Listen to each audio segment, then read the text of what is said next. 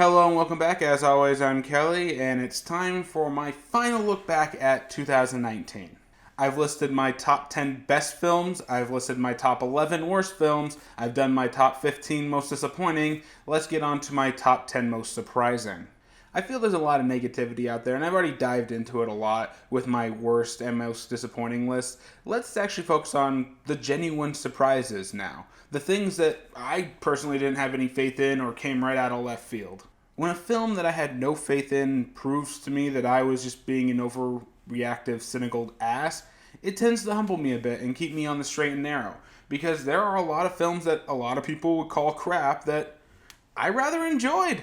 And I think that you will too. So let's actually start listing what I feel the most surprises are. And before we start, the usual disclaimer, I did not see everything, I couldn't see everything, and this month is already basically proving my point with all the Oscar baits dropping. It's pretty much 6 a week until the end of the month, so I did my best. And per tradition, time to start with the honorable mentions, and one dishonorable mention. Toy Story 4. Yeah, I'm pretty sure that everyone wrote this movie off as being just a soulless cash grab, and it is. I mean, just look at the toy marketing campaign. But it actually had heart, feeling, and it was kind of enjoyable. Even if it stinks of corporate marketing. At least it was good corporate marketing. The Curse of La Llorona. Am I seriously the only one that liked this movie? Like, seriously, as far as horror films go, this one was actually trying and had some depth to it. A hell of a lot more than Annabelle Comes Home. Am I really the only one that liked it? The Joker. Now, my general rule of thumb, if it made my best list, it doesn't actually make it onto this list. Because I don't want to just keep repeating myself and have the same 5 or 6 films on half of each of these lists. But I genuinely had no faith in this Joker movie, even after the trailers dropped. So when I actually got into it and it was enjoyable, it absolutely was a surprise. Dr. Sleep. And just like with Joker, I had no faith inside this movie until I pretty much saw the trailer and I was actually intrigued. The movie itself exceeded my expectations, and it definitely deserved its place. And for that dishonorable mention, Serenity. Not to be confused with that other Serenity that's actually a good movie. No, this Serenity is just so batshit off the wall insane. Everyone should see it, and it is genuinely surprising. For a horrible movie, I enjoyed myself a lot at it. But enough of the honorable mentions, let's get on to the actual list itself, starting with... Number 10. Uncut Gems. I finally got a chance to see this movie about a week ago, and I will tell you, it is definitely worth all of the praise it's been getting. This is easily the best Adam Sandler has been in a movie in years, maybe even in a decade. The story is a very harsh, realistic look at what it is like to be a hustler. This isn't white-collar Neil Caffrey, bespoken ties. This isn't Ocean's 11 with their perfectly laid plan with a couple of bumps in the road, but ultimately everything going fine. No, this is a hustler, a gambler who's always just staying slightly ahead of his debts and oftentimes getting his ass kicked for it. It's brutal, it's well acted, and it's got one of the most shocking endings to it I've seen in a while. And I've seen a lot of shocking endings. It's pretty clear that this uncut gem is a diamond in the rough. Number 9. Cold Pursuit. Now, if you watch the trailer to this movie, it seems like it's a self-aware Liam Neeson film about him getting revenge for his dead son, Taken style. But it's really not. And I think that marketing campaign is the one thing that kind of ruined this movie for a lot of people, because they were just so tired of seeing the Liam Neeson formula. But here, it's more like they're trying to make a film homage to Fargo. It's dark, it's funny, it's got a lot of really great, memorable moments, and Liam Neeson isn't playing his usual type. He's not some overarching badass who's taking on these mobsters. He's just a guy who knows how to drive his little plow. And pretty much the only reason he's able to get away with killing any of these guys is because they underestimate a guy who drives a plow. That's not to say that he does a very good job at killing these guys. I mean, despite being connected to a mob family of his own, it's pretty clear that he's basically going off of movies. And that's where a lot of the enjoyment in this film goes. It's quirky, off-centered nature of it. It's hard to tell where it's actually going, and it genuinely has fun with it. It's not perfect, But for a Cold Pursuit, I found this one pretty hot. Number 8. Jumanji, The Next Level. Did anybody have faith in these Jumanji movies when they were first announced a couple years ago? I didn't. The first one is a genuinely good film from start to finish. It feels like it's Jumanji for the next generation. One could argue that it has been done better elsewhere. People sucked into a video game, having to play the video game and then get out of it. However, that first film did keep the general nature of Jumanji, that it's more about people working through their problems, through physical manifestations of things, whether they be daddy issues or they be feelings of inadequacy. And while I do give credit to the first Jumanji, it's literally sitting on my shelf right over there, I was very hesitant when they said they had a sequel coming out that felt all kinds of rushed. Look, the first one genuinely looked like it had a good updated premise for Jumanji. The second one looks like a pretty blatant cash grab because the first one was successful, and Sony needs as many of those as possible considering it's bleeding money from anything that doesn't have Spider-Man's name on it. But to my surprise, while this does feel rushed, and I would have probably waited 6 months before pushing it into theaters, I enjoyed it a lot, and really related with what the main characters were going through in this. The story of how this kid just wants to escape reality for 5 minutes because he feels that his life didn't quite go the way he wanted it to. And it doesn't help that all of his friends on Instagram and Facebook keep showing off how amazing their lives are because they decided to go in different directions. Whether that was study abroad, go to a different college, or get scouted for a football team, it kind of makes him feel bad that he's just in New York, but working at a dead-end job during the holidays, getting treated like shit and everything's breaking around him. Just wanting to feel good again and go back into the game, I get that immensely. And just like before, Jumanji doesn't give you what you want, it gives you what you need.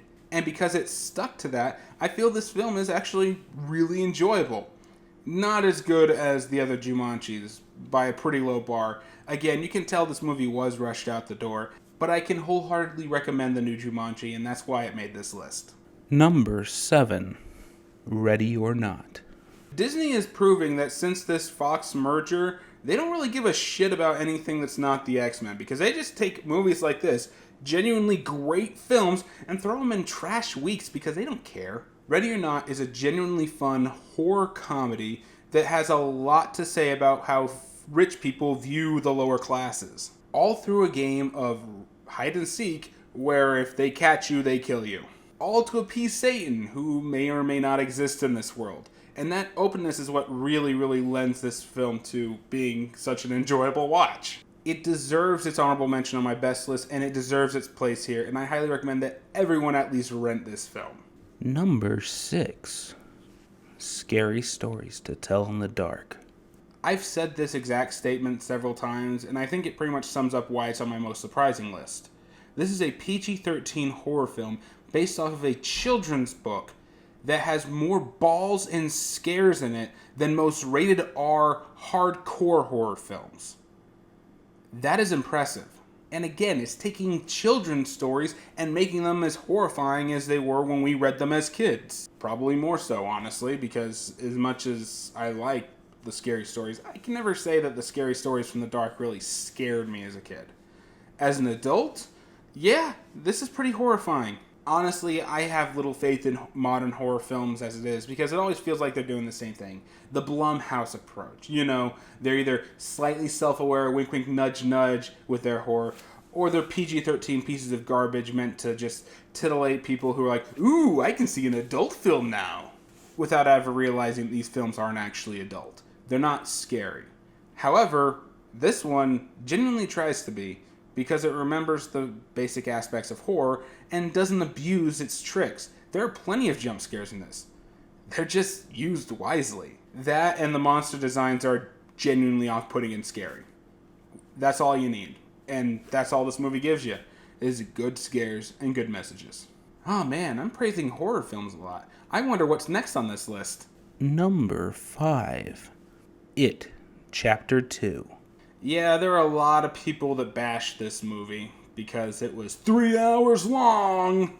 But if you actually look at the film itself, it's rather enjoyable. It's got a great cast. The scares, well, some of them are overused and reused from the last films, I will say that it's still an enjoyable watch because how well they executed all of this. Bill Skarsgård and Bill Hader are honestly amazing in this film, and they really probably should get some kind of award for it because they really made this movie for me.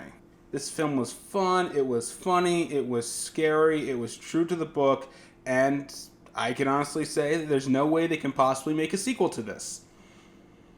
I hope to God they don't make that prequel I keep hearing about, though, because that would basically ruin any goodwill I have. But this wasn't the only horror film reboot franchise thingy that came out this year, so let's talk about it. Number 4, Child's Play. Trying to remake an iconic classic is an uphill battle where the hill is ice and you're wearing skates, and for the most part, you shouldn't do it. However, this film isn't really a reboot, but a true reimagining. There is no voodoo magic here. This is actually taking a modern look at the Child's Play idea. A living toy. Well, how do you do a living toy? AI. And this film explores what happens when you have an AI with no safety protocols and basically control of your house because everything is smart controlled. Why you'd want to do that, I don't know. And all the havoc it can truly wreak. This is a great throwback to an 80s style slasher film in a modern age, while giving us one of the scariest doll performances we've seen in a while. I really liked Mark Hamill as Chucky in this. It's genuinely scary, but also kind of heartwarming and friendly at times, which makes it scarier when he's out on a murder spree. If I had one complaint about this, I'd say that there's probably a little bit too much CGI with all of its drones. Just a little bit too much. I would have preferred if you had actually been flying drones around in those scenes. That's all I'm saying. Number 3, Detective Pikachu. Yeah, when this was announced, I pretty much, like everyone else, said, "Dear God, why?" I didn't think Detective Pikachu, the game, was very good. But at the very least, if they were going to do a Detective Pikachu and they say got Danny DeVito to voice him, I'd say we could probably have a lot of fun with this, right? Then they announced that Ryan Reynolds was going to be playing Pikachu. I'm like, wait, what? Why him? Yeah, he was good in Deadpool, but that just seems like a bad voice cast. And then I saw the trailer, and it kind of looked interesting and funny and not at all what I was expecting. Then I saw the movie, and it's sitting on the shelf right behind me. It's that good. It is genuinely fun, inventive. It plays a lot of fast and loose with the Pokemon world. But I will say that the 3D models that they used inside the movie were actually kind of good, believable, and that Ditto was just as horrifying as I imagined him to be. This film was just a lot of stupid fun. And it had maybe not a great mystery to it, but it did have a lot of really good moments in it, and I enjoy rewatching it. If there's ever a surprise, I'd have to say it's probably Pikachu. I guess I really shouldn't underestimate kids' films, right? Number 2, Dora and the Lost City of Gold. Yeah, I still have this. And this freaking poster is epic. From Dora the goddamn Explorer.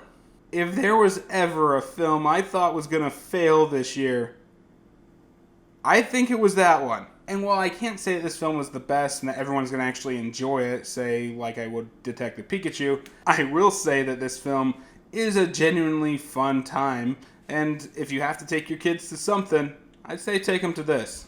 Maylin Miranda, who plays Dora inside of the film, is almost infectiously positive and gave us some of the best comedic moments I've seen all year. Like the scene when Boots finally actually talks to her.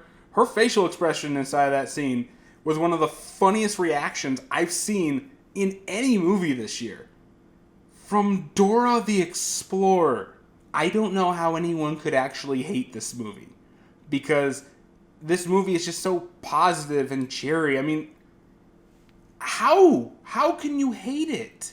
It's a jungle adventure, basically Indiana Jones for kids, and it was fun for adults, with a lot of really funny references. Go see it. And now we're on to my number 1. And while Dora was definitely a very, very surprising film for me, I gotta say that there was one film that I had written off and thought was going to be complete and utter trash from the second I heard it was finally getting made. Dora may have been the actual big surprise for me this year, but this film was the one that I had the least amount of faith in, and I am really genuinely glad that I was wrong. Number 1. Alita Battle Angel. Anime adaptations have really suffered here in the West. They tend to range from terrible to, oh my god, what were you thinking? Every now and then you get one that is good, but it is still debatable and, at worst, controversial. But I can't think of anybody that genuinely thought that this movie was terrible. Except for snub-nosed critics who basically think everything's terrible. Your movie sucks. And I will admit that this movie has a lot of problems because it has a lot shoved into it, and you can tell that the filmmakers, particularly James Cameron and Robert Rodrigo, the guy who actually directed it, they really want to make a sequel to this. So they just put everything they could into it with a big old sequel bait tag on it, and we might not get it anyway. Which is genuinely a shame because this film has one of the best female lead protagonists pretty much in any film this year. Yeah, with all of the movies trying to give us the rah-rah power female fantasy type film, think of all the ones that failed. Captain Marvel, The Kitchen, Charlie's Angels. But here we have one film near the beginning of the year that did it right, and people won't fund a sequel. I will recommend this movie to pretty much everybody. It's a rated R film in a PG-13 wrapper because, oh no, it's not actually blood, it's oil. Yeah, no, it's blood. They're getting dismembered all over the place. It's got some of the most inventive action scenes I've seen in a while because of how they do the CGI inside of this, which is very well integrated. In many shots, you think they might have just switched it out for a guy in prosthetics, which maybe they did, and I appreciate it. It's action-packed, it's got likable leads, and a pretty decent story considering how much they had to shove into this movie. I hope to God this does end up surprising me and we do get a sequel to it, but I don't think we're going to get it, unfortunately, which is a damn shame. And that's my list for the top 10 most surprising films. Did I miss any? Probably. Tell me what you thought were your most surprising films in the comments down below. Let's get some healthy discussion going. And as always, if you liked what you saw, be sure to like, share, subscribe, all that jazz. It helps my channel grow. I've managed to actually hit 100 subscribers. I really hope I can hit 1,000 in a much faster time frame. Also, I do stream pretty regularly on Thursdays at 11 p.m. Mountain Standard Time. While we are doing Pokemon at the moment, we will be switching it up here in the next little while, so stay tuned for that. And yeah, that's it for me. So I guess I'll see you all next time. And here's to hoping that 2020 is just as surprising as 2019 was.